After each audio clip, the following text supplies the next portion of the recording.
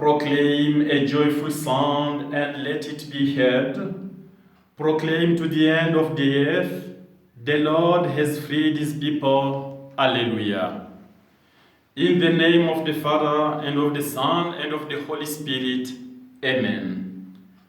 The grace of our Lord Jesus Christ, and the love of God, and the communion of the Holy Spirit be with you all. My dear brothers and sisters in Christ, Shalom. Today we are celebrating the 6th Sunday of Easter. It means we continue celebrating the joy of the resurrection of our Lord Jesus Christ. And the resurrection of Jesus is, I can say, our strength, is the beginning of a new life, is the beginning of a new creation.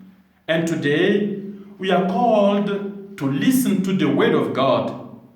And we know that the Word of God is our strength, is our happiness, and is our peace. Each blessing and every blessing is coming from the Word of God. And on this Sunday, Jesus comes to meet us, to comfort us, to nourish us with His Word. He comes to meet us to heal us of everything that prevents us from being ourselves and being children of God. On this Sunday, good news is given to us. Jesus speaks to us about his Father. I will pray to the Father. It means Jesus is praying for us. I am in the Father, in my Father. Whoever loves me will be loved by my Father. And Jesus came only for that, to reveal to us through his word and gestures the true identity of the one whom no one has ever seen, the very one whom the prophets of Israel testified to, and that Jesus has the audacity to call colloquially Papa, Father, Abba, Daddy. When Jesus speaks, it is God who speaks. When Jesus heals and forgives, it is God who heals and forgives. Jesus is the true face of the Father. Jesus is the fulfillment of all the scriptures. Therefore, Jesus is our life, is our strength, is our joy. To welcome him is to welcome the Father. To accept Jesus, it means we accept God Father himself. When he speaks to us about his Father, he also speaks to us about the Holy Spirit. And the Holy Spirit is precisely the love that unites them one to the other, the Father to the Son, and the Son to the Holy Spirit, or the Son to the Father. And Jesus said, I will pray to the Father. Jesus is our intercessor. He will always pray to the Father for you, for us. And he will give you another defender who will be with you forever. He is the Spirit of truth. The Spirit that the church celebrates, especially on the day of Pentecost, and each of us welcomes him, welcomes the Holy Spirit with joy, especially in the sacrament of confirmation. And in the charismatic renewal, we get to experience the renewal of the fire of the Holy Spirit in our lives by preparing ourselves through what we call the Life in Spirit in the Spirit seminars, which culminate in the reception of the outpouring of the Holy Spirit. In today's Gospel, the evangelist gives us a Trinitarian meditation. A Trinitarian meditation, it means a meditation based on the Holy Trinity. Holy Trinity means the Father, the Son, and the Holy Spirit. Perhaps the evangelist is inviting us to take stock of our life as the baptized. I was baptized, or you were baptized, in the name of the Father. My question is God really a Father to you, to me, to us? Do I recognize God as the beginning and the end of my life? The beginning and the end of everything? The one whose love shapes me day after day? Do I still know how to marvel at His creation and participate to a small extent in His creative work by contributing where I work, where I live, to a more habitable earth, to a world that is more just, as one who prays to God and says, "Our Father" to Him? Is every man, is every human being a brother to me, also created in the image of God? Because if God is my Father, it means He is the Father of all the human beings.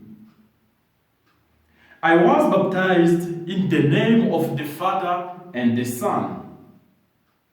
My question again is, am I familiar with the Son of God, not as a slave or servant, but as a confidant and friend?